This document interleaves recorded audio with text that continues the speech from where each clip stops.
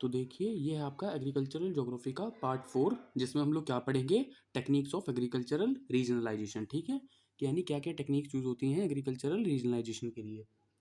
तो इसमें अलग अलग साइंटिस्ट के कुछ नाम याद आएंगे, वो आपको पढ़ने हैं। ठीक है, सबसे पहली टेक्निक जो है इधर देखिए पेन के निब को है नॉर्मेटिव टेक्निक। नॉर्मेटिव मीन्स मान की है। कोशिश कीजिएगा इसको इंग्लिश में पढ़ने का याद रखिएगा तो आसान पड़ेगा नॉर्मेटिव।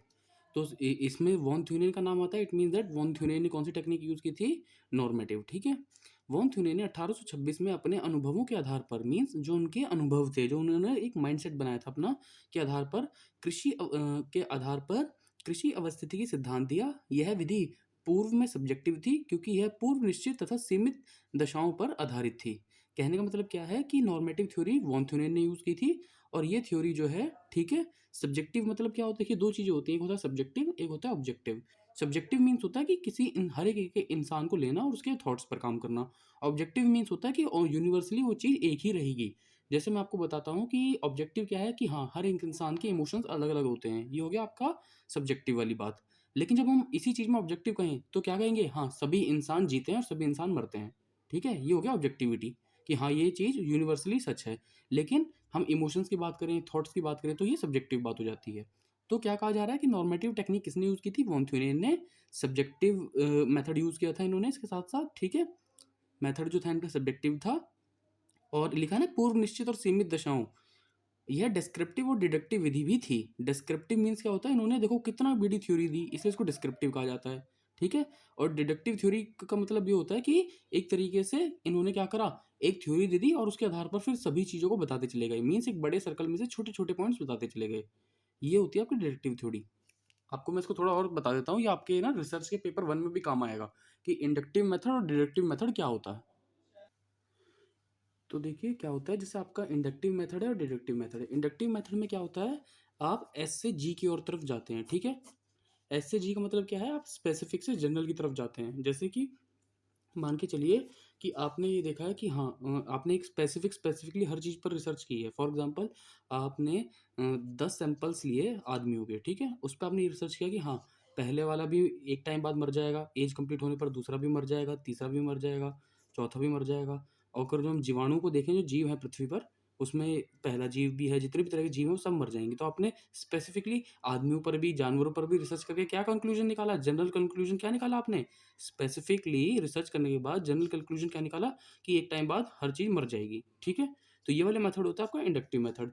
डिडक्टिव मेथड में क्या होता है, आप जनरली कोई बात कहते हैं फिर आप स्पेसिफिक की तरफ जाते हैं। जनरली मीन जैसे आपने कह दिया कि यहाँ पर इंडिया में ना सबसे ज़्यादा बारिश कहाँ हो रही है? चेरापूंजी। तो ये आपने जनरली कह दी बात कि भाई चेरापूंजी में हो रही है। अब आप स्पेसिफिकली इसको कैसे देखेंगे कि स्पेसिफिकली आप क्या करेंगे? ठीक है, आप जाके देखेंगे चेरापूंजी में ऐसा क्या है। ठीक है, फिर आप जाके देखेंगे क्या है कि क्या और जगह भी हो रही है बारिश?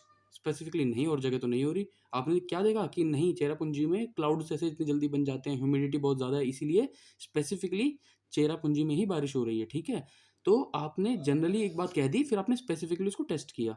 ठीक है, तो ये आपका इंडक्टिव मेथड होता है, डिडक्टिव मेथड होता है आपका।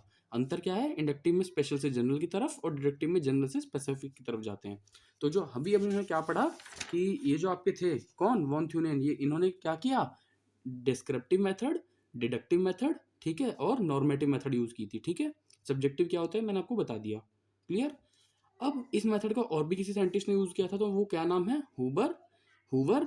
ठीक है, कौन से? वॉन थ्यूनेन के अलावा हुबर, लॉश, डन और इजार्ड, ये साइंटिस्ट और हैं जिन्होंने यूज किया था। ठीक है, इसी तरीके से दूसरी टेक्निक आती है आपकी एम्पेरिकल टेक्निक। एम्पेरिकल टेक्निक को सबसे पहले यूज किसने किया था? बेकर ने। लिखा है ना, first use by baker.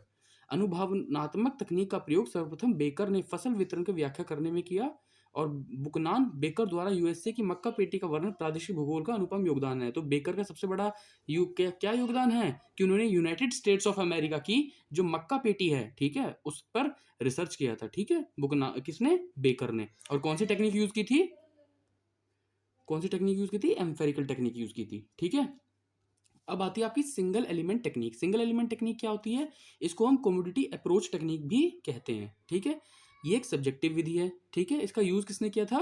Gregor, Morgan और मुंटेन ने। ठीक है, इन्होंने यूज किया था इस टेक्निक का।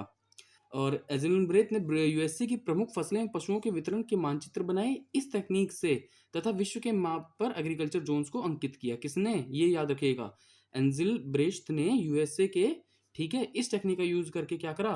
विश्व के एग्रीकल्चर जोन्स को अंकित किया। ठीक है। भारत में जसबीर सिंह ने हरियाणा के अध्ययन में wheat basket, rice bowl, cotton tract और शुगर केन सेल, इस चीज को देखने। वीट बास्केट का मतलब क्या था? गेहूं का कटोरा, चावल का कटोरा, कपास का और शुगर केन का। इसका उल्लेख किया किसने? भारत में जसबीर सिंह ने। ठीक है। लेकिन कौन से स्टेट के लिए किया और कौन सी टेक्निक थी? Single element technique. ठीक है। तो बस इसमें बेसिकली जो बताया वही आपको याद रखना है। फिर आती है स्टैटिस्टिकल टेक्निक। स्टैटिस्टिकल टेक्निक में हर्टशॉन, स्टैटिस्टिकल टेक्निक में हर्टशॉन, ठीक है, सबसे पहले हर्टशॉन हर्टशॉन डिकेंस ने यूज की और नॉर्थ अमेरिका और यूरोप के कृषि प्रदेशों को सीमांकन करने के लिए किया। ठीक है। ये भी पूछ सकते हैं कि किसने यूज किया, कहाँ के लिए? नॉर्थ अमेरिका और यूरोप के कृषि प्रदेशों को सीमांकित करने के लिए किया। ठीक है। उन्होंने जोन्स द्वारा सुझाई गई आइसोप्लिथ पर आधारित विधि का प्रयोग किया। ये इतना इंपॉर्टेंट नहीं है। यह क्रॉप हेक्टेयर के बेस पर कृषि प्रदेशों की बाह्य सीमांकन करता है। ये भी इंपॉर्टेंट नहीं है। ठीक है। और इसके अलावा आता है सब्जेक्टिविटी को दूर करने के लिए। देखिए एक बात याद रखिएगा, दो चीजें मैंने बताई, सब्जेक्टिविटी और ऑब्जेक्टिविटी। तो सब्जेक्टिविटी किसी भी रिसर्च के लिए अच्छी नहीं होती, अच्छी होती है ऑब्जेक्टिविटी। सब्जेक्टिविटी में जाहिर सी बात है, आप कुछ कह रहे हैं, मैं कुछ कह रहा हूँ, है ना। लेकिन ऑब्जेक्टिविटी में यूनिवर्सली एक ही बात सच होती है। इसीलिए पढ़ाई भी और रिसर्च भी सब्जेक्टिव नहीं ऑब्जेक्टिव होनी चाहिए। ठीक है। तो सब्जेक्टिविटी को दूर करने के लिए मल्टी एलिमेंट टेक्निक्स का यूज किया। ठीक है। किसने? इन्हीं साइंटिस्ट ने जिनका मैं नाम लिया अभी आपके सामने। ठीक है।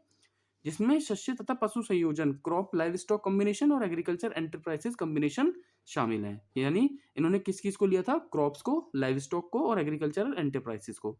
फिर आती है cluster analysis technique. Cluster analysis technique क्या है? ये वोगल एंड वोंग, दो साइंटिस्ट थे, वोगल एंड वोंग, के PFS pseudo F statistics technique बताई। यानी क्लस्टर एनालिसिस मेथड क्या होती है? जिसमें वोगल एंड वोंग ने स्यूडो एफ स्टैटिस्टिक टेक्निक बताई थी, जो कि यूक्लिडियन डिस्टेंस पर बेस्ड है। ठीक है। यूक्लिडियन डिस्टेंस क्या है? होगा कुछ, तो ये आपको याद नहीं रखना कि यूक्लिडियन डिस्टेंस पर बेस्ड है। आपको इतना याद रखना है कि क्लस्टर एनालिसिस में वोगल एंड वोंग ने स्यूडो एफ स्टैटिस्टिक्स टेक्निक बताई थी, जो वस्तुओं को समान समूह में रखने के लिए उनके बीच न्यूनतम दूरी की संकल्पना पर आधारित है। तो कोई आपसे पूछ ले कि स्यूडो एफ स्टैटिस्टिक टेक्निक क्या है?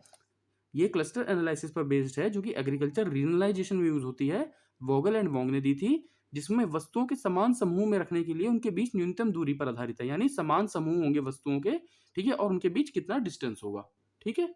ये आपकी इस चीज पर बेस है। क्लियर? आगे चलते हैं। अब देखिए आपका एक सबसे इंपॉर्टेंट चीज है, ये है आपका एग्रीकल्चरल टाइपोलॉजी। इसे हम बोलते हैं कृषि प्रकारिकी। ठीक है। इंग्लिश में बोलेंगे एग्रीकल्चरल टाइपोलॉजी। तो इसमें क्या है, मेथड होती है कि कृषि प्रकारिकी में हम कैसे स्टडी करते हैं। एग्रीकल्चर की जो टाइपोलॉजी होती है कृषि के प्रकारों की, उसको हम कैसे स्टडी करते हैं। सबसे पहले ग्राफिकल मेथड है, जो किसने दी थी? कोस्त्रोवकी ने। Second method of cluster variable index number, और थर्ड है फैक्टर एनालिसिस मेथड। ठीक है। सबसे इंपॉर्टेंट इसमें जिस पर टिक लगाया है ना, वही है आपकी। ठीक है। ग्राफिकल मेथड ऑफ कोस्त्रोवकी। अब कोस्त्रोवकी ने क्या दिया था? मॉडल टाइपोग्राम दिया था। याद रखिए ना, क्या दिया था? मॉडल टाइपोग्राम दिया था, जिससे कि आप एग्रीकल्चरल टाइपोलॉजी का स्टडी कर सकते हो। ये फॉर्मूला बहुत ज्यादा इंपॉर्टेंट है, मैं फिर बता रहा हूं, T equals to S O upon P multiply C. ठीक है। कोस्त्रोव की अध्यक्षता में इंटरनेशनल ज्योग्राफिकल ऑर्गेनाइजेशन, यानी देखिए इंटरनेशनल ज्योग्राफिकल ऑर्गेनाइजेशन में एग्रीकल्चरल रिसर्च के लिए कोस्त्रोवकी का नाम बहुत फेमस है। कोस्त्रोवकी ने एग्रीकल्चरल टाइपोलॉजी की स्टडी के लिए, कृषि प्रकारिकी के अध्ययन के लिए फॉर्मूला दिया। आपके सामने जो लिखा है, ये इस फॉर्मूले के टूल है कि कौन क्या है। ठीक है। तो एक बार आपको ये सारे पढ़ने हैं, ये फॉर्मूला जरूर याद रखना है। फिर आता है इंटरनेशनल ज्योग्राफिकल काउंसिल में एग्रीकल्चर टाइपोलॉजी के लिए 27 वेरिएबल सेलेक्ट किए गए थे। पूछ सकते हैं कि इंटरनेशनल ज्योग्राफिकल काउंसिल ने कृषि प्रकारिकी के अध्ययन के लिए, एग्रीकल्चरल टाइपोलॉजी की स्टडी के लिए कितने वेरिएबल्स लिए थे? 27 वेरिएबल्स लिए थे। ठीक है। अब जिसमें से, ठीक है, types of agriculture in the world. अब आपने विटलसी का पढ़ लिया है ना कि 13 बताए थे। कोस्त्रोविका का भी पढ़ना पड़ेगा आपको कितने हैं। ठीक है। तो कोस्त्रोविकी ने 5 तो बताए थे फर्स्ट लेवल के, 20 बताए थे सेकंड लेवल के, और 55 बताए थे थर्ड लेवल के। ठीक है। इस चीज का ध्यान रखना, 5 बताए थे फर्स्ट लेवल के, 20 सेकंड लेवल के, और 55 थर्ड लेवल के बताए थे। ये ऑब्जेक्टिव में पूछ सकते हैं आपसे कि कितने बताए थे फर्स्ट लेवल के, कितने सेकंड और कितने थर्ड। अब लास्ट पे आइए, जसबीर सिंह एंड शर्मा ने हरियाणा के अध्ययन में डेविएशन मेथड और स्यूडो एफ स्टैटिस्टिक्स तकनीक का उपयोग किया। यानी जसबीर सिंह जो थे उन्होंने और शर्मा ने मिलकर हरियाणा में क्या किया था, डेविएशन मेथड का यूज किया था। इसके साथ साथ पीएफएस टेक्निक यूज की थी। पीएफएस क्या होती है, स्यूडो एफ स्टैटिस्टिक्स, जो भी पहले पढ़ाया आपको, उस टेक्निक का यूज किया था, ठीक है, एग्रीकल्चरल टाइपोलॉजी में, जो कि ठीक है अपना इनका स्टडी है। अब देखिए एरो नीचे की तरफ लगा रखा है, मैंने लिखा है 5 मैक्रो, 20 मीसो एंड 55 मैक्रो। तो जो कोस्त्रोविकी ने वर्ल्ड के एग्रीकल्चर रीजन्स बताए थे वो कैसे बताए थे, 5 मैक्रो, 20 मीसो एंड 55 मैक्रो। ठीक है, तो इस तरीके से आपको क्लियर हुआ 5, 20 एंड 55। ये चीज आपको ख्याल रखना है अच्छे से और उसको अच्छे से रीड करना है। ये बहुत इंपॉर्टेंट टॉपिक है, इसका नाम है एग्रीकल्चरल टाइपोलॉजी। ठीक है, बाकी हम अगला जो है पढ़ेंगे क्रॉप इंटेंसिटी। ठीक है, कि क्रॉप इंटेंसिटी क्या होती है, हाउ टू मेजर इट। तो अभी फिलहाल आप इसको इतने पढ़िए। नेक्स्ट टॉपिक जो है हमारा क्रॉप इंटेंसिटी का, वो हम अपनी नेक्स्ट वीडियो में पढ़ते हैं। ठीक है, ओके, आप इसको कीजिए।